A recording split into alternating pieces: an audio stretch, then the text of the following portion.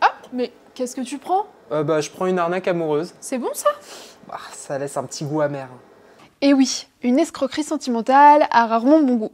Alors, que faire si vous en êtes victime? Et surtout, comment se protéger contre les deepfakes, brouteurs et arnaques sur les réseaux sociaux? On vous dit tout.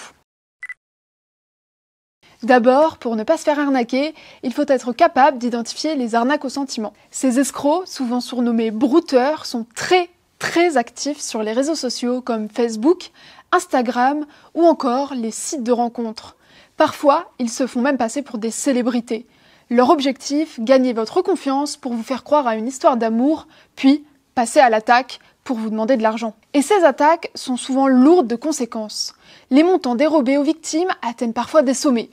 Par exemple, Anne, une Française de 53 ans, a perdu 830 000 € et son cas n'est pas isolé en France, puisque selon une étude réalisée par l'entreprise de cybersécurité Norton, plus d'1 Français sur 4 a déjà été la cible d'une arnaque au sentiment sur des sites ou applications de rencontres en ligne. Aujourd'hui, les deepfakes, des vidéos ou photos truquées rendent tout incroyablement réaliste et facilitent les arnaques. Vous pourriez voir une personne, vous envoyer une vidéo où elle vous appelle par votre prénom, alors qu'en réalité, c'est totalement bidon. Alors, comment repérer ces arnaques? Voici quelques indices qui peuvent vous mettre la puce à l'oreille. Un profil trop parfait. Peu de photos, ou alors qui semble tout droit sorti d'une banque d'images avec un visage bien lisse, des abdos saillants ou encore des vêtements bien repassés. Bon, ça existe, mais en cas de doute, n'hésitez pas à faire une recherche d'images inversées avec des outils comme Google Images. Vous pouvez vérifier si une photo de profil est utilisée ailleurs sur Internet. Une déclaration d'amour trop rapide. Si quelqu'un vous dit « je t'aime » en 2 jours alors qu'il ne vous connaît pas, eh bien méfiez-vous. Ne tombez pas dans le panneau et n'oubliez pas de toujours protéger vos données personnelles. Il ne faut jamais partager d'informations sensibles ou de photos intimes avec quelqu'un que vous ne connaissez pas vraiment. Des demandes d'argent.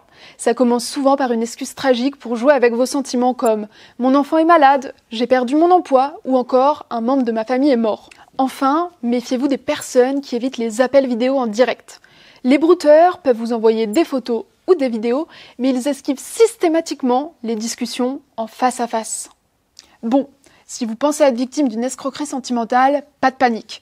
Voici les étapes à suivre. Arrêtez immédiatement tout contact. Bloquez la personne sur toutes les plateformes et ne lui envoyez plus rien. Oui, même pas un message d'adieu, rien. Ensuite, signalez le profil. Sur les réseaux sociaux ou les sites de rencontres, utilisez la fonction de signalement pour alerter les modérateurs. Une fois que vous avez fait ça, rassemblez les preuves. Capture d'écran, messages, transfert bancaire, gardez tout cela pour les autorités. Maintenant, déposez plainte. Rendez-vous dans un commissariat ou contactez la police en ligne. En France, il existe une plateforme dédiée aux arnaques, Pharos. Elle permet de signaler les contenus et comportements illicites présents sur Internet. Et enfin, prévenez vos proches. Ne restez pas seul et n'ayez pas honte, car les brouteurs essayent souvent de vous isoler en jouant sur vos émotions. Enfin, restez informés, les escrocs innovent sans cesse, alors gardez un œil sur les nouvelles méthodes d'arnaque. Voilà, maintenant vous savez comment repérer et réagir face aux escroqueries sentimentales. Si cette vidéo vous a été utile, n'hésitez pas à la liker, la partager et à vous abonner à Ouest France.